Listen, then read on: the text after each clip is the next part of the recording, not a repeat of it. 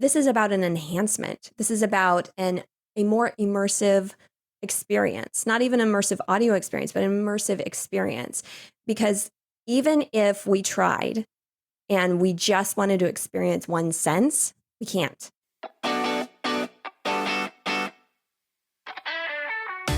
Welcome to Audio Branding, the hidden gem of marketing. Sound plays a more important role in human behavior and our decision-making than you may realize. In this podcast, I'll help you understand the art and science of sound so you can better influence others in business and your life. I'm your host, Jody Krangle. Let's delve a little deeper. This is the second part of my interview with Jeanna Isham. Yeah, but it was an interesting take on it just to sort of get that feel from them when you're going into a Starbucks, because otherwise I think you wouldn't get that feel at all. That's true. That's true. Yeah, Yeah. I think that I remember them doing that in my area a while ago, but I don't know if they're still necessarily. I mean, they've got the music playing, hmm through their systems and stuff, but I don't know if they do the independent artist thing anymore. At least in my experience, but definitely they're channeling an experience, and hmm they use sound for that. I was reading, I think it was Joel Beckerman's Sonic Boom book, hmm and he was talking about how Disneyland uses sound. Now, Disneyland's just a Ah. pro at everything, hmm but I thought this was really cool. Maybe I'm the last one to know about this. I don't know, but what they would do is sound was very important as you transferred from one land to another. So when you were going from oh gosh, I'm going to say it wrong, but like Pioneer Land to Tomorrowland or something hmm like that. They had the acoustics just treated so that you didn't overhear like the too much of like the airplanes or like the activity outside of Disneyland, and you were experiencing whatever that music was for Frontierland.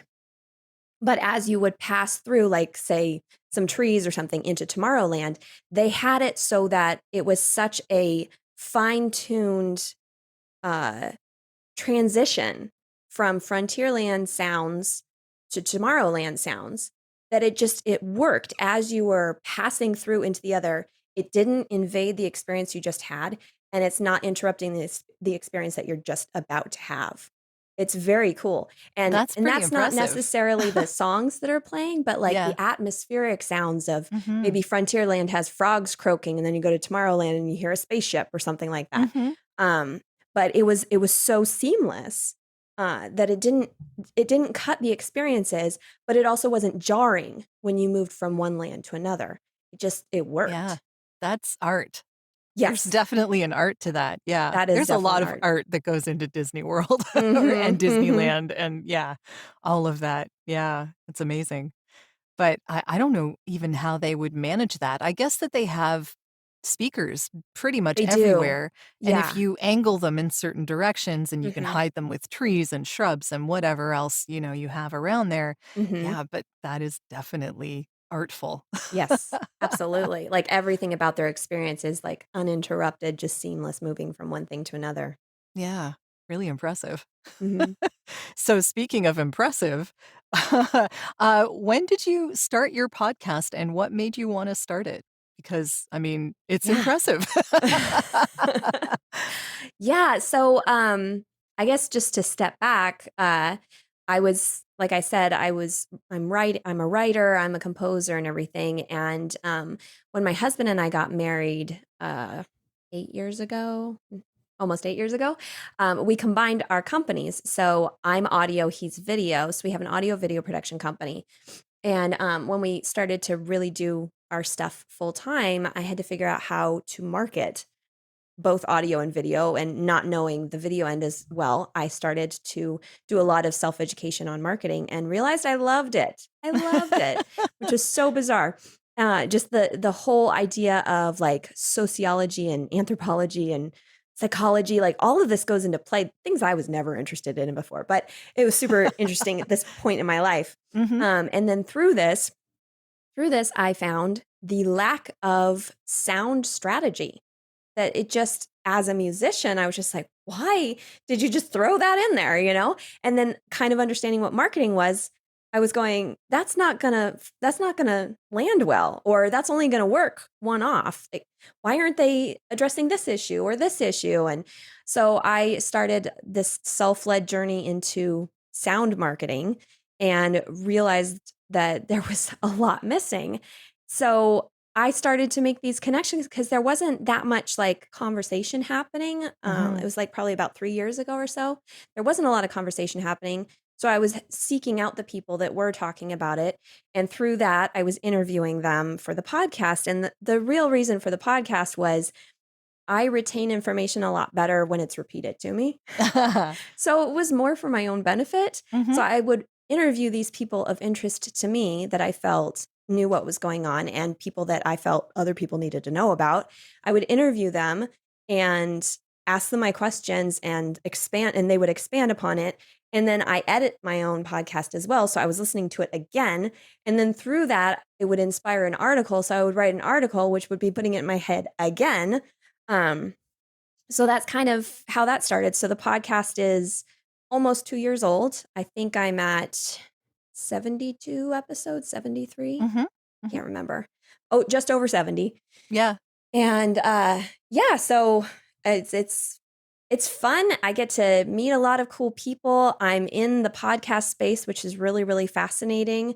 Um, I'm finding that to be a really interesting and lovely place to be. I It really am. is. Yeah. Yeah, it is. And it also just helps my own education again, Hmm. following how podcasting goes and podcast advertising and how people are using that medium and coming up with some like creative ideas of how I would want to produce another podcast or something like that.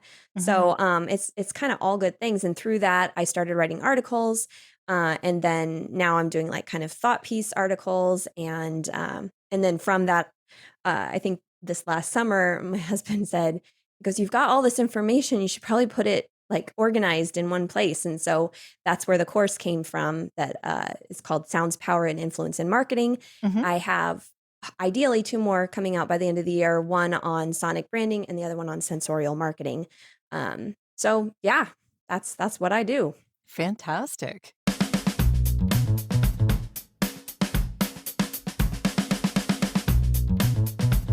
Are you looking for ways to improve your company's or podcast's impact? You'd be surprised how powerful the use of an intentional audio branding strategy can be. Want to know more? I have a free downloadable PDF that gives you my 5 tips for implementing an intentional audio strategy at voiceoversandvocals.com/audio-branding-strategy. That location does ask to put you on a mailing list, just to send you updates on when the new podcasts come out. But if you really don't want to give your email out, I understand. Just contact me directly. My email is all over my website, and I'll make sure you get that PDF without needing to sign up anywhere. If you do sign up, though, you also get access to a resources section called The Studio, where I have videos, white papers, and PDFs, discounts from my guests, and snippets of audio from my guests that no one else gets to hear. So maybe it's worth your while. Totally up to you. And of course, if you're looking for voiceovers, you can get in touch with me about that too. Now, back to the podcast. Can you talk a little more about the course? I would love to let people know where they can find that and what would be included in it. Sure. The website is soundinmarketing.com. And like I said, I've got the one course right now up and two more to follow. And basically, the premise of Sounds, Power, and Influence in Marketing is we go back, like I said before, to the beginning of sound, which is the beginning, and realize that we are sound and we do make sound regardless of what you think. Why don't we make it on purpose? And that's kind of where I come from. So we talk about the beginning of sound. We talk about the beginning of recorded sound, early radio advertising, Mhm. advertising in sound and internet world that we are in today. Sound's purchase power that it creates, reaction and action, and how our brain responds to sound. And I actually I had a presentation recently where I found out that we do actually receive sound before sight into our brains. So sound, I believe, takes 10 to 20 milliseconds. and vision takes 20 to 40 milliseconds. Oh, okay. So there's a bit of a gap there. That's interesting. Hmm. Yeah. Wow. I know. I always felt like it got to our brains first, Hmm. but now I have a stat. So it does. It's true. Yeah. Stats are good. Yeah. The proof is good to have. So who do you think the course is for? Who would benefit from it most? Well, I really, I think that it sounds so redundant, but I think that UX designers would really benefit from this Hmm. because they do a lot of development, and it's a lot of like when you get into your niche, you only see that one element of voice or sound, but there's more to it. And so I feel like that this would kind of like open up the perspective and potentially give some more creative ideas that people could utilize when they're creating a chatbot or another audio app, or even for like flash briefings or skills or actions. I think that opening up the possibilities of what you can do with sound can really open up the possibilities that you can do with tech. So UX designers definitely, I feel they could really benefit from taking this course. I also really want marketers and brand managers and even advertising agencies to really take a look at this, because we've all just had one piece of the puzzle, and I think that there's more to it. So the idea of this class is not that I'm preaching to you necessarily, but I want to kind of open up the possibilities in your brain. I want your brain to start spinning and thinking independently of what I'm saying. And I've spoken with companies before and I've seen this happen, and it's really exciting, where I say my thing and then I look at the people I'm speaking to and I can see the wheels clicking. And Yeah. sometimes they'll even say, "Oh, well, we could do this with that. And oh, there's this possibility." I didn't say that. They did. Hmm. Yep. So that's kind of what I want from this class, is to inspire people to think independent of what I'm saying, because it is accessible to us. We can understand it. It's just a matter of shifting our perspective, sitting back for a minute, really taking a moment and seeing what is it that we can do with sound? How can we transform our brand, our product, or even our own persona if it's like an influence or something like that? Hmm. Yeah. Yeah. I mean, that's really one of the major reasons I started my own podcast. So Hmm. yeah. Yeah, From a exactly. different perspective, actually, like coming at it from the voice acting end of Hmm. things. So I was more on the advertising agency end of things, I guess, Uh-huh. rather than composing and voice AI. So it was Hmm. kind of an interesting. I mean, I definitely think they meet in the middle, Well, that's which the is thing. There's just so many aspects of it to talk about. that's very true. Yeah, and you do this on monthly chats as well, right? You do these sound on purpose chats. Do you want to Hmm. talk a little about that? Sure. Yeah, I'm hosting a monthly Make Sound on Purpose uh, Zoom chat where we talk for about an hour, and generally I'll pick a topic unless someone otherwise has one, and then we start talking on it, and it usually transforms into something else, but it at least gives us a talking point. And the idea of the Make Sound on Purpose meetings is to bring together a lot of different voice industry people. Um, so, like, for example, Jody has joined, and Met a lot of really interesting people besides right? yourself, Well, which of that course. yeah, and that's the thing. And you could probably speak to this. We're all coming from different angles. Like all of us Mhm, do different things. And I truly feel like we are a spider web of a community. mhm, Like we all fit together. We all associate strands of pieces of information. And it's not about us competing against others. I really feel if we can feed off of each other on what we know and what we've experienced, what's worked and what hasn't worked, we can make the voice industry as a whole stronger for it. mhm. Yeah, very true.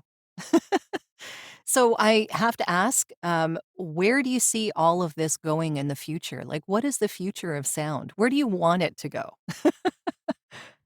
I want it to be understood. I I think that there's huge potential for where we're going in voice, and it's not about taking over smartphones or, like taking over anything. Hmm. Phones are not going anywhere. There's too much functionality to them. This is about an enhancement. This is about a more immersive experience, not even immersive audio experience, but an immersive experience. Because even if we tried and we just wanted to experience one sense, we can't. And I did this example for Lingo Fest a little while ago where I tried to focus on like one song and I closed my eyes and I thought about it. And maybe I'm listening to that song, but I'm also feeling the breeze of the wind coming through the window. I'm smelling what's in the kitchen. I taste my leftover coffee, but I'm Hmm. focused on that one song, but I'm Hmm. still experiencing all the other senses. And so, what I really want to see happen with sound is that people recognize that and embrace it and make a better experience because of it. I know that we're all dealing with a lot these days, so I really wanted to acknowledge those that have gone out of their way to leave an honest review of this podcast. Like Mary, who writes, "Interesting how audio and sound makes a big difference in marketing and branding. Thanks for sharing a lot of valuable information. Keep up the good work." Thanks so much, Mary. I'm really glad you're finding the podcast useful. And for those of you that are interested, you can also leave a voice review now off of the main podcast page. It's super simple, and I'd love to hear what you think. Now, back to the show. I love that. Yeah. I think there is a lot more that we are not yet aware of, actually. I think that there's a lot more potential for this than people give it credit for right now. And I think we're going to Absolutely. learn more as computers catch up with us instead of us having to catch up with them. Yes, I agree. I totally agree with that. I think that we were launched into something with all this voice tech where we're experiencing this stuff in real time, where we're being innovative and technologically advanced at the same time. So tech Hmm. and innovation are kind of going hand in hand, and it's a very interesting time to be a part of this. It definitely is. Yeah. One thing I wanted to sort of mention because I think people would be really interested in this. What was that series, that video series that you were telling Oh, me about? yes. But yeah. Yeah. So there's a company called Mindshare, and they had, and it was 2018, I think it was. They did a 2 season series, web series, just of like 6 minute short episodes of, they called it media dystopia. And so they just imagined what might happen to the world. And Mindshare is kind of an analytics. Oh, I don't know how to describe them. They're a marketing and analytics kind of company. So they Mhm. have a lot of understanding of where things are and where they're going. So imagined what could happen. And they had one episode in season 2, episode 2, called Sound as a Savior. And uh, they accurately portrayed what is now happening, in my opinion. And they Mhm. basically said that we have become so oversaturated with technology and visuals and just being on that people need to untether and take a break from it. And they're turning to sound because they can still be connected through sound, but they can close their eyes and experience like the theater of the mind, even, but they're taking a break from technology, but not really taking a break from technology. Mhm. And I found it interesting that they said that people needed to untether because I mean, I don't know about you, but I'm tired of Zoom. Oh, yeah. I'm tired Yeah. of video. There's just so much. My phone is always dinging a Mhm. notification. There's always a webinar going on. And as we're experiencing this COVID thing, uh, as we're starting to step away from our homes more and more, we're still kind of tethered to our homes and we're still like in this bubble. And I like to take a break and sound like a songs on the smart speaker or something like that, a podcast, something like that will help because Mhm. I'm stepping away. And I just thought that it was really brilliant that they predicted that correctly. Yeah, I loved that whole series. I binge watched it after Hmm. you mentioned it. And what I found was really interesting was that they were back in 2018. Yeah. And of course, we're now in 2021. And it was interesting to see how accurate or not accurate their predictions were. And I Hmm. thought they kind of hit it out of the park for the most part. Yeah. I thought they did a really, really good job. Yeah, it was very impressive. So if anyone wants to check that out, I highly recommend it. It's a very interesting series along the lines of Black Mirror, right? That's kind Yes. of what they were going for? Yeah.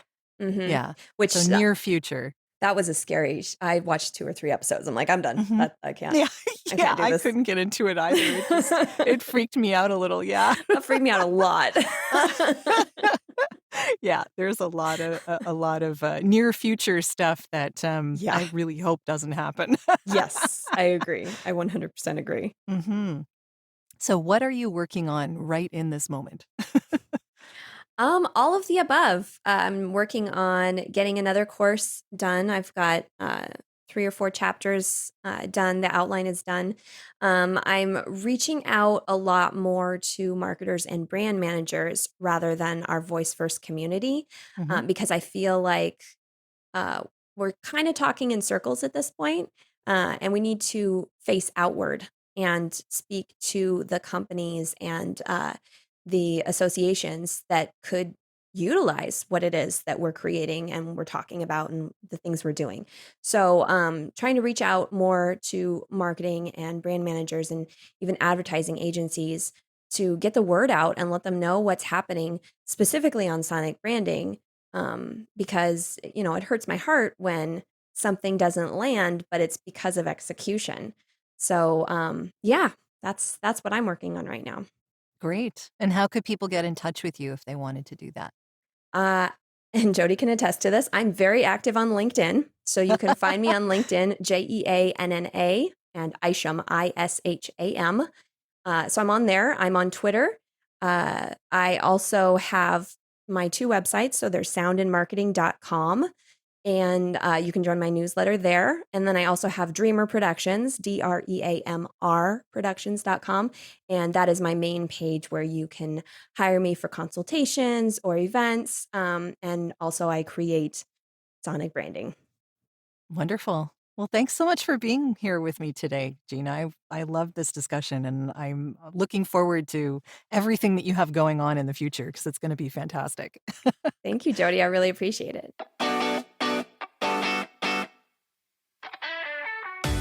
Well, that's the end of this episode. Thanks for listening. And if you like what you heard, why not tell a friend about this podcast? It's available in all the usual locations. Until next time.